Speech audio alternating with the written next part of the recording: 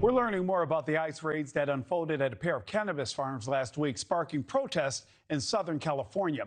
DHS Secretary Kristi Noem confirming that more than 300 undocumented immigrants were apprehended at those Ventura County farms last week. NewsNation border correspondent Allie Bradley is live in Del Rio, Texas with the very latest. Allie, good afternoon. We know that at least one of those people apprehended was a felon with a violent criminal record. Yeah, hey, Nick, you're exactly right. And statistically, you're going to have one bad apple when you're seeing at least 361 individuals. That's how many they're saying they've arrested so far and counting, according to DHS. This is shaping up to be the biggest operation since President Trump took office. Now, in that group of 361, 14 juveniles were also apprehended there. 9 of them, according to DHS, were unaccompanied. Now, the federal agency is saying that they rescued these kids from potential exploitation, forced child labor, and human trafficking. One of the juveniles was just 14 years old. Also in that group, an illegal immigrant who was previously sentenced to 7 years for kidnapping and attempted rape with a prior conviction for child molestation. Now, others arrested in the group have convictions for rape, serial burglary, hit and run, and DUIs, according to DHS.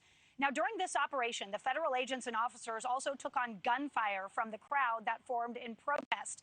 The FBI still has a $50,000 reward out for the suspect who was firing those gunshots for his arrest. Now, Chief Gregory Bovino, he is running operations on the ground, and he says the majority of assaults within the patrol right now are actually being documented in Los Angeles. Take a listen.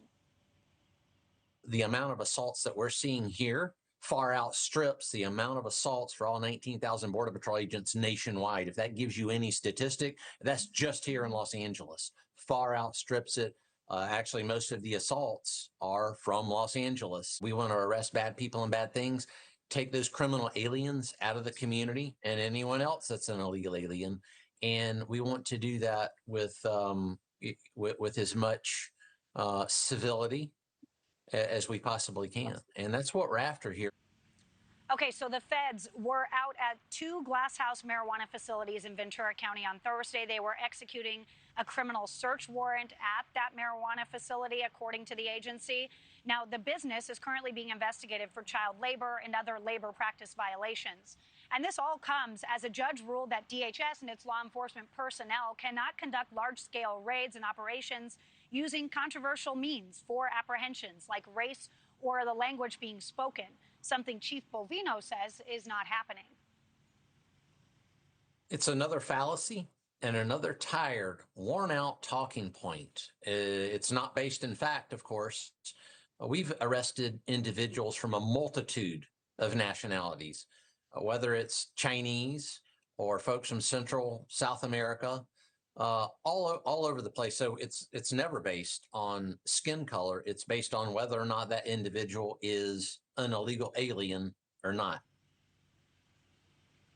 Okay, so Nick, right now, DHS and Chief Bovino, they both say they are not going to slow down anytime soon, despite that judge's ruling, Nick. Allie, we have seen video from those raids where some of them turned violent and demonstrators appeared to not only be throwing rocks, but we saw what looked like one man who fired a gun or is holding a gun back at agents. Can you tell us what's happening with that?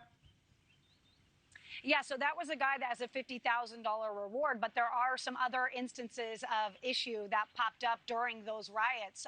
California State University, Channel Islands, actually calling for the release of one of their professors who was involved in that riot. So that professor apparently kicked one of the canisters back towards law enforcement or threw that canister back. So they're considering that to be kind of an act of assault. The district attorney is saying the professor, Jonathan Cavallello, was not kidnapped by federal agents, but rather he was arrested for throwing a tear gas canister at law enforcement. He's going to actually be in court today.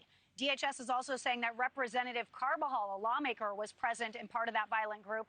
And according to agents on the ground, the congressman doxed an ICE employee. He shared his business card with members of the violent mob, and that agent was apparently hit later with rocks. Chief Bovino is calling for a redirection in rhetoric now. Take a listen to this. That rhetoric needs to be toned down, and toned down rather quickly, because if it's not, as the border czar Tom Homan said recently, bad things are going to happen. And that's not what we want. We want to go after that Title VIII mission. Okay, so Representative Carbajal, he actually posted a pretty lengthy statement on X and says that ISIS claims of doxing and violent mobs are familiar deflection tactics designed to distort public perception and to evade accountability for their aggressive actions in our community. Nick? Allie Bradley, thank you for that live report from the Texas-Mexico border. Allie, thank you. Thank you for watching. Subscribe below and download our NewsNation app right now on your phone, and you will get fact-based, unbiased news for all Americans.